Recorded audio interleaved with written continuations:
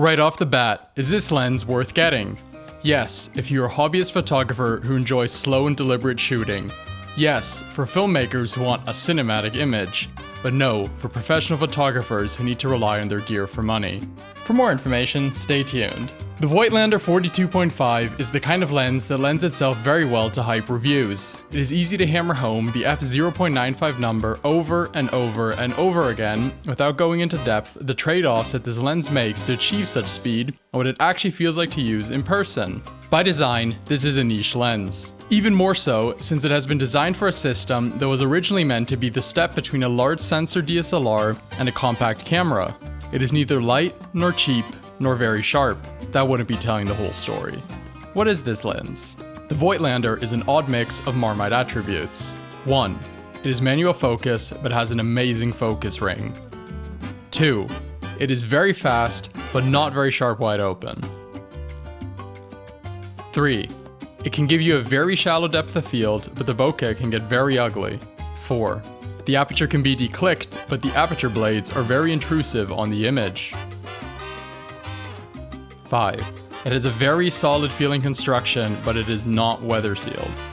It is also quite expensive for what it essentially is. A full frame equivalent 85mm f1.9 lens, which can be had for half the price, with less weight, sharper image quality and autofocus on a full frame system. For a system that was designed around a philosophy of small, light, cheap, and practical, this lens goes against basically everything M43 stands for.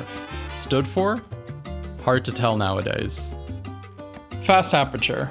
To begin, we have to address the elephant in the camera store. It is super fast at f0.95, with some people claiming online the t-stop value is about 1.1, which is really damn fast. Literally one of the fastest lenses available for consumers. This impressive light gathering helps offset M43 sensors' poor signal to noise ratios.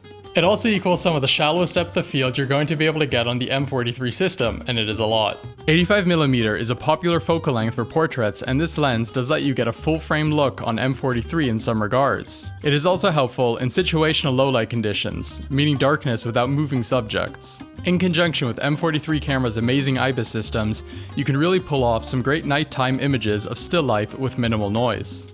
With that out of the way, we also have to address what using this lens at 0.95 is actually like. The way I see this lens, it is essentially two different beasts in one housing. There's the lens wide open at 0.95, and then there are all the other apertures. At 0.95, the bokeh is smooth and round, sometimes with a cat's eye shape in the corners. The image takes on a magenta tint when wide open. Here's the same shot at the same white balance wide open and at f1.4. And finally, fully stopped down. It is also not sharp by any measure. Other M43 portrait lenses like the Panasonic 42.5 Nocatron or Olympus 75mm are leaps and bounds ahead of this one at their respective wide open apertures. The bokeh can exhibit a very ugly halo effect past a few meters. This is not really removable in post-production and quite a letdown for a pricey lens like this. So much for wide open. Now let's talk about the second beast in the cage. When stopped down, the Voigtländer takes on different characteristics. The magenta tint is gone and the shape of the bokeh becomes quite unappealing. The imprint of the aperture blades is extremely obvious and only gets worse the more you stop down. If we have a look at the transition between wide open and stop down, you can see the blades leaving their mark. Even something like the $90 Canon 50mm 1.8 doesn't do this anywhere near as extremely. There is an advantage to stopping the lens down though. The sharpness increases so dramatically the closer you get to f2.8, it is hard to believe it's even the same lens. In between the f2.8 and f4 range, the lens is up there with the best for micro four thirds. But while the sharpness is impressive, why do you pay the price for an f0.95 lens when you're going to be using it at f2.8? That was a bad financial decision. Focusing. The lens is manual focus only. This might be a deal breaker or totally inconsequential. You have to know for yourself. The focus ring is one of the highlights of the lens. It feels great, turns with just enough resistance to help you nail your shot, and has a very wide throw. All in all, this is the best focus ring I've ever used. This lens also features an extremely close minimum focusing distance of about 9 inches or 23 centimeters, or more than twice that of the Panasonic 42.5. This enables some pretty cool stuff in video where you can get in very close to subjects and then rack focus to something very far away. Alternatively, you can do the reverse and have a background absolutely melt. This isn't something that you see too often since most lenses can't focus this closely. However, the sharpness and depth of field that close to the lens are next to unusable at the smallest apertures, so you'll have to close it down a bit. Nonetheless, it's a nice feature and I'd rather have it than not. All in all, focusing with this thing is a pleasure and definitely my favorite part of the lens. It is very satisfying to use and I wish that more lenses had this feel. I often find myself just focus pulling and not even taking photos, watching the depth of field swoosh around in the viewfinder. Image quality. I've pretty much gone over the image quality. It's soft wide open but gets really sharp stop down, and the bokeh changes character very heavily depending on aperture and distance.